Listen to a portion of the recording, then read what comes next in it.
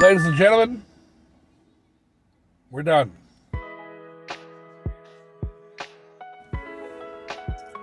Thursday, May 9th. It was 9 days. It took us 7 days. 2 days we did not work on this project.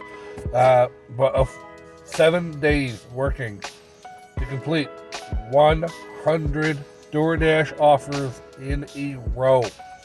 Okay? With 0 declines. We're up to 100% acceptance rate. 100% completion rate. I never thought I'd see the day when we were here, but we are platinum status, baby. And what does that mean for us? Well, it means a lot of things. But first, let's go over what it took to get here. And we did track everything. Daily, mileage, gas, everything, etc., etc. So, total miles driven for this project was 816. That's how many miles we drove. We spent $123.25 on gas. And we worked 56 hours. That's door to door. That's not our active time. That's our door to door time. Start the car, turn car off. End of the day, we're done for. It was 56 hours in 7 days. That's full time work, buddy. That's 8 hours a day with no weekend. What do we earn in that period of time? In those 7 days, we earned $866. We're over $1 a mile. Thank whatever God you pray to that we're over $1 a mile at the end of this. Otherwise, I was going to have a conniption. But it's barely over $1 a mile. And after gas, it's not. Our net was $743.38. Our gross hourly wages, so gross, what we earned is $15.48 per hour, taking every order DoorDash offered us. And our net after gas expenses, of course, was $13.27 an hour. That same period of time. I wouldn't recommend doing this. I'm sure there's a reason to do this. I can't think of what that reason is. I know what the reason is, because if you don't do this, you're kind of screwed. You can't do DoorDash anymore. Right? I mean, I guess that's what we're told to believe. Whether it's true or not, I mean, my best days on this, my best earning days, were when we first started out. Before we hit platinum status, when we were not top dasher, when we were cherry picker status still.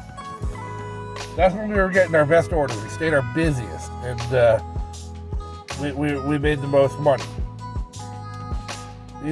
Like doing 10 hour days was easy because it was busy.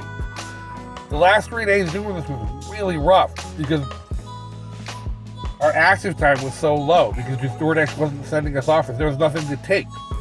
This morning for breakfast, in 2.5 hours, we got 3 offers.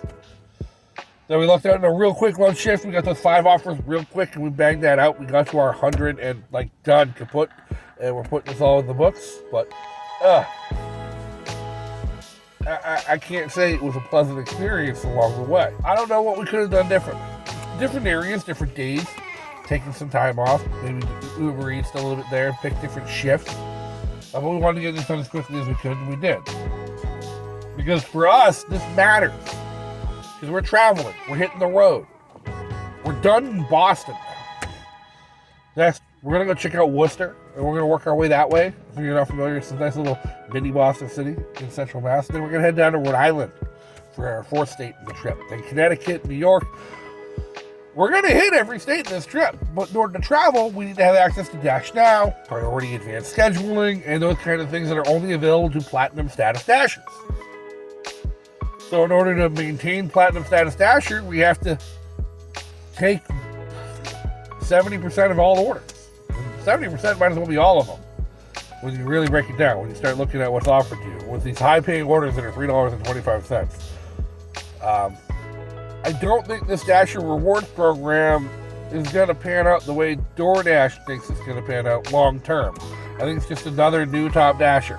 And we saw how that worked. Everybody had to be top dasher when it first came online, and then the cherry picking started cherry picking, went back to cherry picking for money.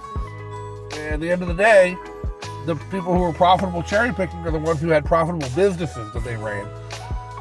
Well, the top dashers just stayed busy and ran their cars into the ground.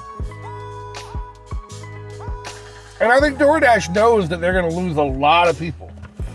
Because I'm here in the Boston market, and this market has been saturated for a real long time. It's one of the issues with why activity rate was so low is because of oversaturation of Dashers. There's just too many people. But the day that Dasher Rewards went live in the whole region, so did a $1,000 referral bonus. If you want to refer somebody to DoorDash in the Boston area, $600 for you, $400 for them. So DoorDash knows they're going to lose a lot of people, I think. And I think it's going to be a lot of part-timers. Because what we have shown is, if you're not in that platinum status, you're not getting good orders at all. You're getting underwater orders. You're getting $7 for 18 miles. You're getting $3 for an hour. Like, it's not worth your time with these underwater orders. However, you can't get platinum status unless you do 200 deliveries a month, and it's a rolling month. I'm doing 300 a month, give or take, as a full-time Dasher and a multi-apper. So you part-timers, anybody who's doing this part-time because you have a W-2, or you have a career, or you're taking care of your kids, and this is just during the school year, you're not getting 200 Dashers in a month. It's just not happening. And if that's not happening, then DoorDash isn't sending you top cut offers. And if DoorDash isn't sending you top cut offers, you're underwater. You're not paying for your gas. You're not covering the expenses, your insurance, you're covering the extra costs on your vehicle. It's not worth it. You're going to quit. And you should quit. Because that's a business decision. If your business isn't profitable for you, you shouldn't keep doing the same thing. You would find out that people are so desperate to take all these crappy offers now to maintain their priority status that if you got your scheduling down lock and you're out 7 days in advance, you know what your schedules are going to be because your W-2 is just that rigid, like, or you know what your kid's school schedule is so you can work around it. Cherry pick, cherry pick, cherry pick, cherry pick. Don't take bad orders. Don't put miles on your car. Get familiar with a good audiobook, some good podcasts, keep track of everything.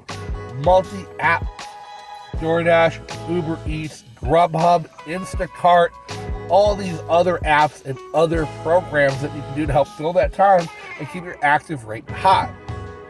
If your active rate might be low, you might be only working about 20% of the time you're logged into DoorDash, but if you're also working 20% of the time you're logged into Uber Eats, 15% of the time you're logged into Grubhub, 10% of the time you're logged into Instacart, that keeps you busy throughout the day. And that's how the multi-appers make their money with their cherry picking, is they stay busy with high-paying offers across multiple apps. And I think that's what we're going to have to do moving forward on this channel, on this program, and on this journey. We're going to keep DoorDash up. We're going to keep DoorDash as our primary app as we dash across America. We're going to focus on major markets where there's good earn by time for DoorDash. Breakfast and lunch shift on earn by time can make that worth it. Keep us in priority status with Dash Now ability. And then dinner shifts everywhere. If Uber Eats is in the market, it's going to be good. We're going to give that a go. We're going to give that a push forward. And until next time, which should be next week, stay dashing, stay strong,